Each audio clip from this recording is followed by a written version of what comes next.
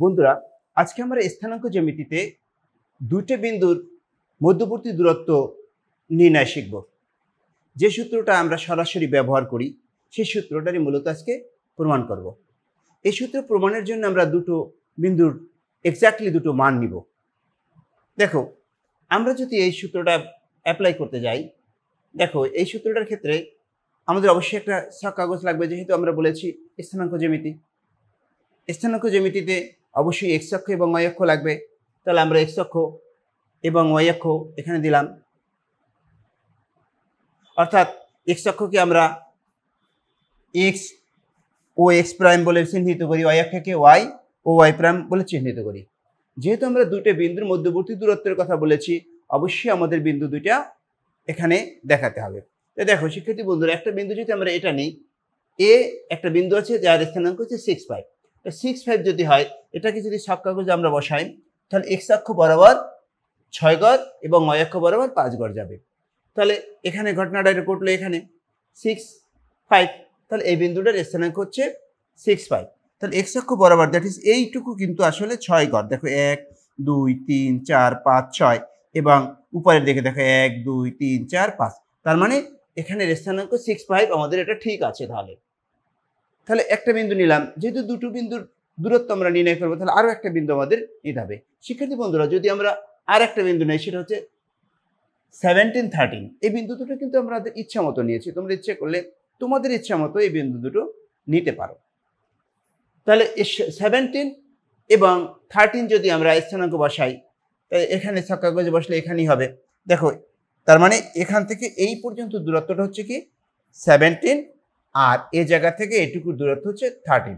তার মানে এক্স অক্ষ বরাবর হচ্ছে 17 এবং ওয়াই অক্ষ বরাবর হচ্ছে 13। ওকে, তাহলে শিক্ষার্থী বন্ধুরা, আমরা দুটো বিন্দু পেয়ে গেলাম। এখন এই যে এ বিন্দু এবং বি বিন্দুর মধ্যবর্তী দূরত্ব আমাদের নির্ণয় করতে হবে, অর্থাৎ এ থেকে বি পর্যন্ত দূরত্ব আমাদের নির্ণয় করতে হবে। এটাই হচ্ছে আমাদের টার্গেট। তাহলে এখন এ বিন্দুর স্থানাঙ্ক নির্ণয়ের ক্ষেত্রে আমরা কিন্তু এক্স অক্ষ বরাবর 6 বলছিলাম, এই যে 6, যেটা এখান থেকে এ পর্যন্ত, এবং ওয়াই অক্ষ বরাবর কিন্তু 5 বলছিলাম, যে এই যে 5। ক্লিয়ার? ঠিক একইভাবে আমরা 17, এই যে 17, এটা অবশ্যই এটুকু আমরা বলছিলাম 17, ঠিক এটুকু হচ্ছে 13। তাহলে আমরা কিন্তু এই বিন্দু পতনের এক্স অক্ষ বরাবর এবং ওয়াই অক্ষ বরাবর যে মাপগুলো হয় সেটা দিয়েছি। একটু খেয়াল করি শিক্ষার্থী বন্ধুরা, এখান থেকে এ পর্যন্ত হচ্ছে 17, দ্যাট ইজ এই যে 17। দেখো, এখান থেকে এ পর্যন্ত দূরত্ব কত? এ পর্যন্ত দূরত্ব হচ্ছে আমাদের 6। তার মানে এইটুকু হচ্ছে 6, এটুকু যেহেতু 6, তার মানে এ পর্যন্ত হচ্ছে 6। এখন যদি আমরা চিন্তা করি বন্ধুরা, এইটুকুর দূরত্ব কত? তাহলে এইটুকুর দূরত্ব হচ্ছে টোটাল কিন্তু এখানে হচ্ছে 17, আর এইটুকু গেছে কত? 6। তাহলে 6 বাদ যাবে। 6 যদি বাদ যায়, তাহলে এখানে আসতেছে 17 - 6। তার মানে এখান থেকে এই পর্যন্ত দূরত্ব হচ্ছে 17 - 6 একক। ওকে, এখন একটু খেয়াল করি বন্ধুরা, যে এই বিন্দু আর এই বিন্দু, এই বিন্দু আর এই বিন্দুর দূরত্ব কিন্তু 17 - 6 হওয়ার কথা, মানে সেম দূরত্ব। এটার দূরত্ব হচ্ছে 17 - 6। তাহলে বন্ধুরা, আমরা কিন্তু একটা জিনিস পেয়ে গেলাম, এখান থেকে এই পর্যন্ত দূরত্ব 17 - 6 একক। আমরা কিন্তু 17 - 6 ইকুয়াল টু কত? 11 হয়। আমরা 11 লিখবো না, আমরা যেহেতু একটা সূত্রের প্রমাণে যাচ্ছি, 17 একটা জিনিস, 6 একটা জিনিস, এভাবে আমরা দুটো রাশি হিসাবে বিবেচনা করে সামনে আগাতে থাকবো। ঠিক একইভাবে বন্ধুরা, আমরা যদি এটুকু চিন্তা করি, তাহলে এটুকু আসবে কত? এই পুরোটা হচ্ছে কত? এখান থেকে এ পর্যন্ত কত? 13, আর এখান থেকে এ পর্যন্ত 5, তাই না? এটুকু হচ্ছে 5। তাহলে এইটুকুর এখান থেকে এইটুকুর মান হচ্ছে কত? 13 - 5। ক্লিয়ার শিক্ষার্থী বন্ধুরা? তাহলে এটুকু হচ্ছে 13 - 5। তাহলে এখানে যদি আমরা একটা জিনিস দেখি, তাহলে এই যে জিনিসটুকু, এটুকু যদি আমরা চিন্তা করি, এটা একটা ত্রিভুজের মতো মনে হচ্ছে না? তা সেই ত্রিভুজের ক্ষেত্রে তুমি একটা জিনিস খেয়াল করো, তাহলে এই বাহুর দৈর্ঘ্য হচ্ছে 17 - 6, আর এই বাহুর দৈর্ঘ্য হচ্ছে 13 - 5। ওকে, এখন যদি আমরা একটু আগাই, তাহলে এই একটা ত্রিভুজ, এই ত্রিভুজটা, তাহলে এই ক্লিয়ার, এই ত্রিভুজটাকে আমরা এখানে নিয়ে আসলাম, যেখানে এইটুকু হচ্ছে 17 মাইনাস 6 আর এটুকু হচ্ছে কত 13 মাইনাস 5। এখন এই ত্রিভুজের ক্ষেত্রে আমরা কিন্তু এই বিন্দুটাকে এ ধরেছিলাম, এই যে এ, আর এই বিন্দুটাকে কিন্তু আমরা বি ধরেছিলাম। এটাকে আমরা সি হিসেবে বিবেচনা করি। ধরি এটা একটা, এই বিন্দুটা হচ্ছে আমাদের সি, ঠিক আছে। তাহলে এবিসি একটা ত্রিভুজ। তাহলে এইটা কেমন ত্রিভুজ? এটা হচ্ছে সমকোণী ত্রিভুজ। কারণ এই যে এই বিন্দুটা মানে সরি এই কোণটা হচ্ছে 90 ডিগ্রি।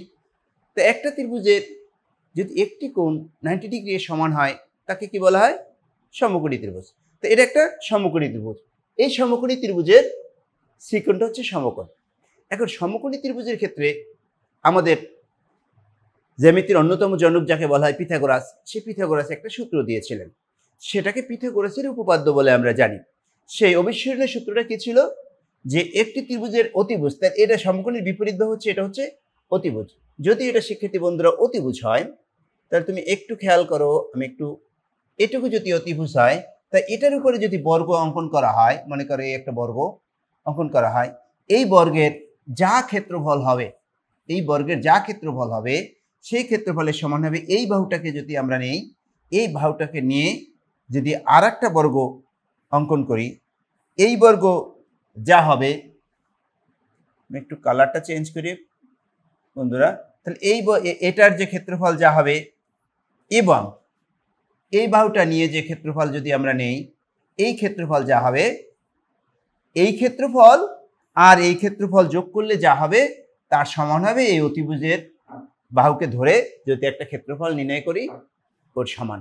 ওকে, তাহলে এটা আমরা জানি, এটাকে আমরা পিথাগোরাসের উপপাদ্য বলে আমরা জানি। তাহলে পিথাগোরাসের উপপাদ্য কি বলছে? যে এখানে ছিল বাহুটা কি ছিল? এবি। তাই এবি যদি বাহু থাকে, এ বাহু বিশিষ্ট একটা বর্গক্ষেত্রের ক্ষেত্রফল কি? AB square. আর এসি বাহু বিশিষ্ট ক্ষেত্রের ক্ষেত্রফল কত? AC square.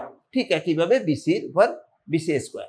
তাহলে দেখো, তার মানে পিথাগোরাস যে উপপাদ্যটা হচ্ছে A B square equal to AC square plus BC square. Okay বন্ধুরা, এখানে কিন্তু আমাদের একটা দুটো মান জানা আছে। কোনটা কোনটা? দেখো, এই এসির মানটা, এই যে এসি, এই এসির মানটা আমাদের জানা আছে, এখানে আমরা সেটা ইনপুট করে দিব। আর এখানে আছে বিসির মানটা, এই বিসির মানটা এখানে ইনপুট করে দিব। তো দেখো, যদি আমরা এখানে ইনপুট করে দেই তাহলে ঘটনাটা কি ঘটে? দেখো, সরাসরি 17 মাইনাস 6 আর 13 মাইনাস 5। ওকে, এবং তাহলে এবি ইকুয়াল টু কি আসে? Square root 17 minus 6 plus 13 minus 5। তো এখন বন্ধুরা, এখানে তোমাদের একটা কনফিউশন থাকতে পারে, এখানে প্লাস মাইনাস আমি কেন দেইনি? দেখো, আমরা একটু খেয়াল করি, আমরা যদি এক্স স্কোয়ার ইকুয়াল টু মনে করো 5, এর পরের লাইন কিন্তু এক্স ইকুয়াল টু কত লিখি? প্লাস মাইনাস স্কোয়ার রুট 5 লিখি। তাহলে এক্স এর মান কিন্তু এখানে কি পাওয়া যাচ্ছে? এক্স এর মান বন্ধুরা এখানে পাওয়া যাচ্ছে প্লাস রুট 5 আর মাইনাস স্কোয়ার রুট 5।